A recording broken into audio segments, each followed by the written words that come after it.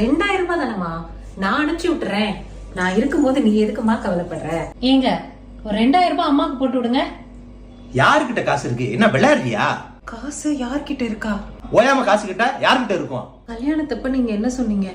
அத்தை, நீங்க எனக்கு அத்தை இல்ல, அம்மா மாதிரி, உங்களை நல்லா பாத்துக்குவேன்னு சொன்னீங்கல்ல.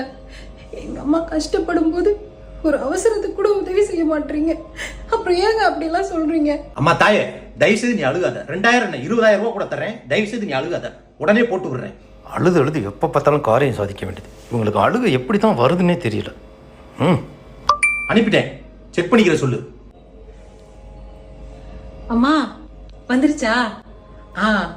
ஆர்டர் போட்ட சாரி வந்துரும். கலர் செக் பண்ணி மறக்காம வாங்கிரு. போன தடவை மாதிரி தப்பான சாரி அனுப்பிச்சிருக்க போறாங்க. கரெக்டா செக் பண்ணி வாங்குமா. வந்துச்சே ஃபீலிங்ஸ், வந்துச்சே ஃபீலிங்ஸ், வண்டி வண்டி